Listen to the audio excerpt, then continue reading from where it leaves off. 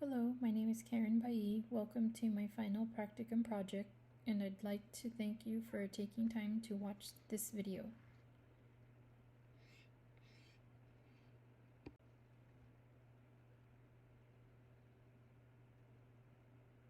On this slide below are the elements of my presentation, which begins with the organization I conducted my practicum at. We follow along with the needs assessment and the project topic, goal, and outcome.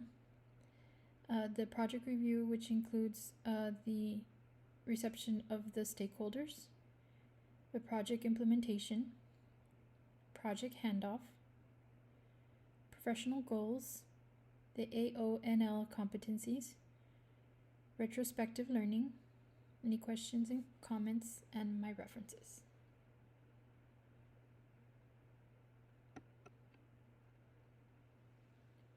Under the practicum organization, Valley Baptist Medical Center is where I performed my practicum, and this was through the direction of my preceptor, who was the director of the quality department, and upon my last week there, she was promoted to assistant CNO of the hospital.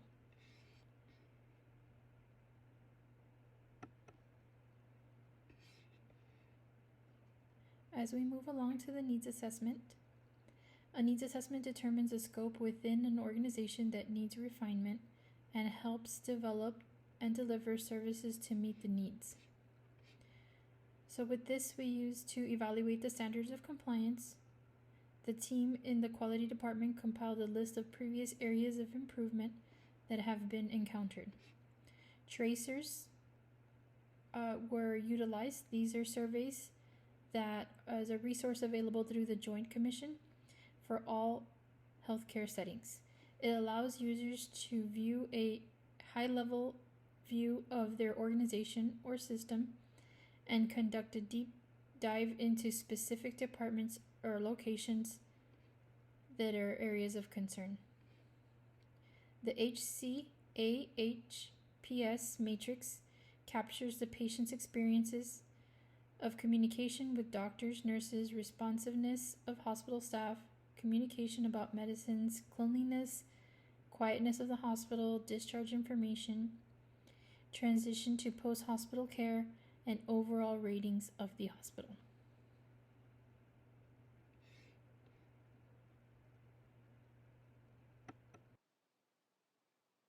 The project topic consisted of hourly rounding, which is a proven technique that can significantly decrease the number of call-outs and falls and improve patient satisfaction.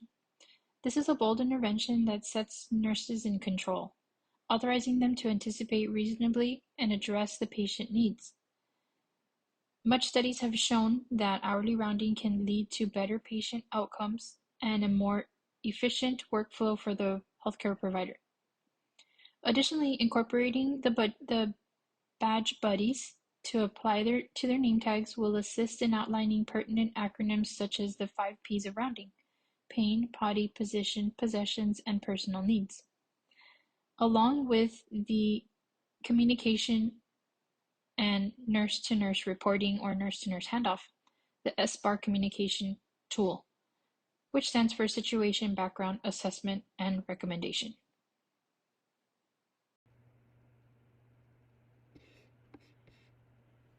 The project goals were simple. It's to improve patient safety. By improving patient safety, we improve patient satisfaction, which in turn improves nursing satisfaction. Staff education will be performed, and resources collected will be utilized to communicate, orient, and employ the unit staff in hourly rounding before its implementation.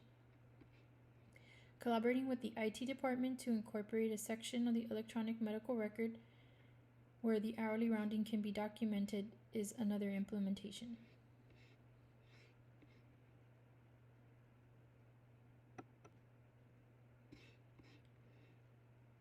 So overall, the project outcome.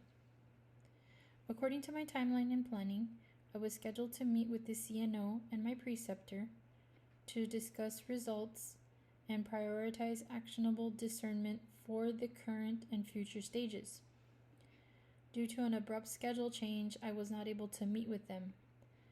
However, another meeting was scheduled, and I was able to meet with a few department team leaders where we analyzed the data collaboratively. The areas discussed were the quality improvement measures. So, as any quality improvement measures, the number one focus was reducing patient harm, preventing errors, and improving patient outcomes. Additional discussions included the benefits of incorporating a digital rounding solution, which facilitates efforts to round on patients more efficiently, gives the nurses ability to address risks, and to make care delivery more efficient.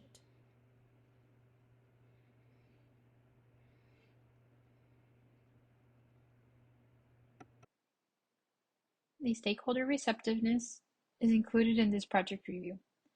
The project stakeholders include the team of nurses from each department, the directors, and managers. I met with them and presented a few of my ideas. Each of them liked the idea of the electronic rounding tool. I received great insight and feedback, such as creating a digital screen on a device that they carry around, or an application on their workstation on wheels where they can tap and text freely when they are complete or have any areas of concerns to report. Overall, the stakeholders were receptive and supportive of creating tools, as well as adopting and readopting practices that could provide solutions to areas of concern.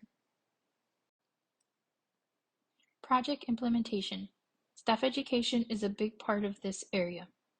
Staff meetings and shift huddles will educate the unit staff and will be a place where changes, areas of concerns, or any other comments can be voiced and implemented. The unit will designate specific individuals for the day and night shift to engage the staff in hourly rounding consistently.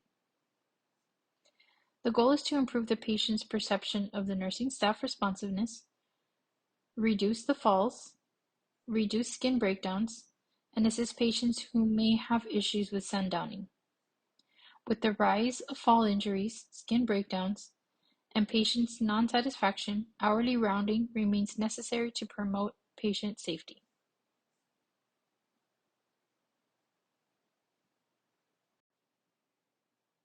Project handoff. At the beginning of planning the project, my preceptor and I would both assume the role as project manager. She did give her input at the beginning of the project and stayed engaged throughout the project. However, I was the project lead. Midway, we discussed the moment the transfer would occur, and at the end of my practicum, I did just that, hand off the project to her.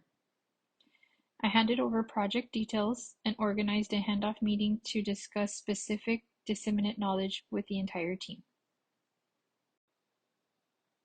The AONL Nurse Leader core competencies provide the framework for the knowledge, skill, and abilities associated with effective leadership, from the first-time leaders all the way through experienced executives.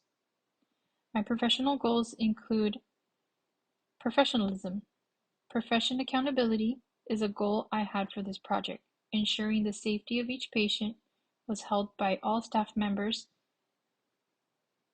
Nurses are accountable for providing safe and competent care, advocating for patients, maintaining confidentiality, and continuing their professional development. Communication is a big part of this as well. Effective communication is a professional goal I have set out for myself, especially in the leadership role. I strive to communicate with clarity through the interdisciplinary team, as I was able to accomplish that throughout this entire project.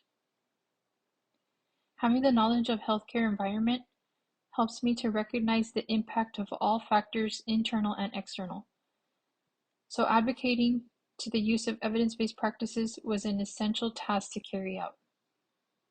Business skills and principles include possessing high reliability concepts and consistently maintaining high quality and safety standards across all services.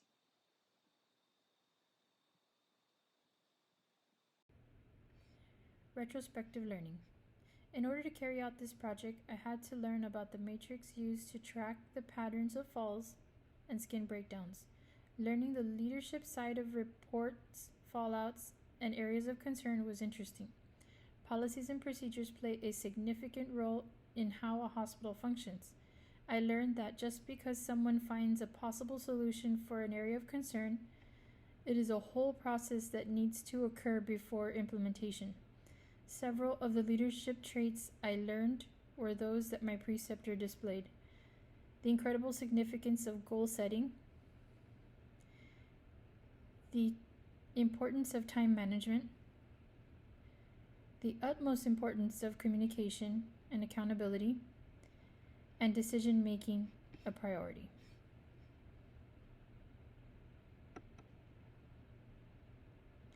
Thank you for viewing my presentation. I appreciate your time.